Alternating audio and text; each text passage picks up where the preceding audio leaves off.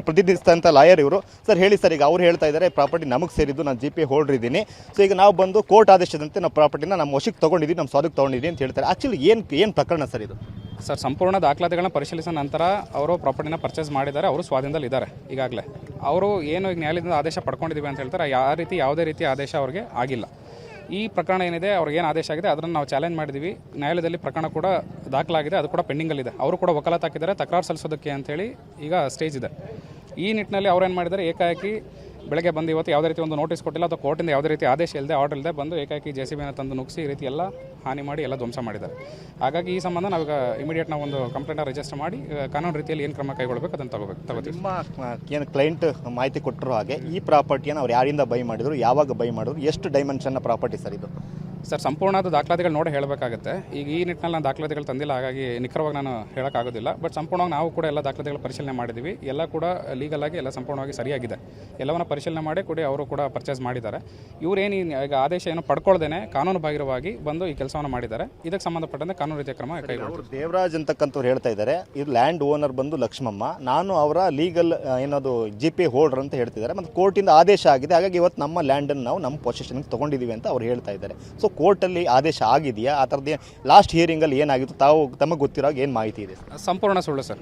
ಯಾವುದೇ ರೀತಿ ಅವರು ಸ್ವಾಧೀನದಲ್ಲಿಲ್ಲ ಮತ್ತು ಈ ಸ್ವಾಧೀನವನ್ನು ಅವ್ರು ತಗೊಳ್ಳೋದಕ್ಕೆ ನ್ಯಾಯಾಲಯದಿಂದ ಯಾವುದೇ ರೀತಿ ಅವರಿಗೆ ಆದೇಶ ಕೂಡ ಆಗಿಲ್ಲ. ಯಾವುದೂ ಆಗಿಲ್ಲದೆ ಆದರೂ ಕೂಡ ಸುಳ್ಳು ಮಾಹಿತಿ ಮೇರೆಗೆ ಅಥವಾ ಸುಳ್ಳು ವಿಚಾರಣಾ ಆದೇಶ ಆಗಿದೆ ಅಂತ ಹೇಳ್ಕೊಂಡು ಈ ರೀತಿ ಕೆಲಸವನ್ನು ಮಾಡಿದ್ದಾರೆ. ಅವ್ರು ಹೇಳ್ತಾ ಇದ್ದಾರೆ, ನಿಮ್ಮ ಆಫೀಸಲ್ಲೇ ನಾವು ಒಂದು ಸಿಟ್ಟಿಂಗ್ ಕರೆದಿದ್ವಿ, ಅಂದರೆ ಮಾತುಕತೆ ಕರೆದಿದ್ವಿ, ಅವ್ರು ಬರಲಿಲ್ಲ, ಕೋರ್ಟ್ಗೂ ಕೂಡ ಅವ್ರು ಯಾರು ಅಟೆಂಡೇ ಆಗಲಿಲ್ಲ ಅಂತ ಹೇಳ್ತಾ ಇದ್ದಾರೆ. ಕೋರ್ಟ್ಗೆ ಅಟೆಂಡ್ ಆಗಲಿಲ್ಲ ಅಂತಲ್ಲ ಸರ್, ಈಗ ಅದರ ಮೇಲೆ ಅಪೀಲ್ ಹಾಕಿದ್ದೀವಿ. ಅಪೀಲ್ ಕೂಡ ಪೆಂಡಿಂಗ್ ಇದೆ. ಏನು ಸದರಿ ಆದೇಶ ಆಗಿದೆ, ಇವರು ಒಂದು 5 ಗುಂಟೆ ಜಾಗದ ಮೇಲೆ ಏನು ಆದೇಶ ಪಡ್ಕೊಂಡು ಅದ್ರ ಮೇಲೆ ಪೆಂಡಿಂಗ್ ಇದೆ. ಅದರಲ್ಲಿ ಇರ್ತಕ್ಕಂಥದ್ದು ಏನಂದ್ರೆ, ಇವರು 65ನೇ ಇಸ್ವಿಲಿ ಯಾವುದೋ ಒಂದು ಜಾಗವನ್ನು ಪಡ್ಕೊಂಡಿದ್ದಾರೆ. ಆ ಜಾಗ ನಮ್ಮದು ಅಂತ ಹೇಳಿ ಇವರು ಕೋರ್ಟಲ್ಲಿ ಹಾಕೊಂಡಿದ್ದಾರೆ, ಯಾರು ನಮಗೆ ತೊಂದರೆ ತಕರಾರು ಮಾಡಬಾರ್ದು ಅಂತ ಆ ಜಾಗಕ್ಕೆ. ಬಟ್ ಅವ್ರು ಆ ಆದೇಶನ ಇಟ್ಕೊಂಡು ಈ ಜಾಗದ ಮೇಲೆ ನಮ್ಮದು ಹೇಳ್ತಾ ಇದ್ದಾರೆ.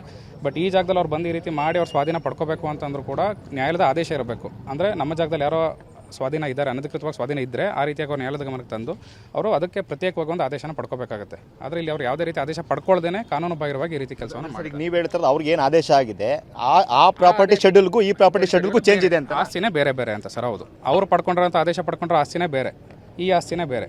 ಅವರು ಮತ್ತು ಇದರಲ್ಲಿ ಅವ್ರು ಬಂದು ಸ್ವಾಧೀನ ಅವ್ರು ಪಡ್ಕೋಬೇಕು ಅಂತಂದ್ರೂ ಕೂಡ ಪ್ರತ್ಯೇಕವಾಗಿ ಅದಕ್ಕೊಂದು ಆದೇಶವನ್ನು ಪಡ್ಕೋಬೇಕು. ಅದರಲ್ಲಿ ಯಾವ ರೀತಿ ಯಾವುದೇ ಕೆಲಸಗಳಾಗಿಲ್ಲ. ಅವ್ರಿಗೆ ಆದೇಶ ಆಗಿರೋ ಪ್ರಕರಣದಲ್ಲಿ ಪ್ರತಿವಾದಿಗಳು ಯಾರಿದ್ದಾರೆ? ಇವರೇ ಇದ್ದಾರೆ ಪ್ರತಿವಾದಿಗಳು ಇವ್ರನ್ನ ಮಾಡಿದ್ದಾರೆ. ಆದರೆ ಉದ್ದೇಶಪೂರ್ವಕವಾಗಿ ಅವ್ರಿಗೆ ಯಾವುದೇ ರೀತಿ ನೋಟಿಸ್ ಜಾರಿ ಆಗದಂತೆ ಮಾಡಿ ಆ ಪ್ರಕರಣದಲ್ಲಿ ಅವರು ದುರುದ್ದೇಶವಾಗಿ ಆದೇಶನ ಪಡ್ಕೊಂಡಿದ್ದಾರೆ. ನೋಟಿಸ್ ಜಾರಿ ಆಗಿಲ್ಲ. ಈಗ ಅದನ್ನೇ ನಾವು ಅದೇ ಆಧಾರದ ಮೇಲೆ ಅದೇ ಗ್ರೌಂಡ್ಸ್ ಮೇಲೆ ಅದನ್ನು ಚಾಲೆಂಜ್ ಮಾಡಿ ಈಗ ಇನ್ನೂ ಪ್ರಕರಣ ಪೆಂಡಿಂಗ್ ಇದೆ. ಅವರು ಕೂಡ ಅದರಲ್ಲಿ ವಕಾಲತ್ ಫೈಲ್ ಮಾಡಿದ್ದಾರೆ.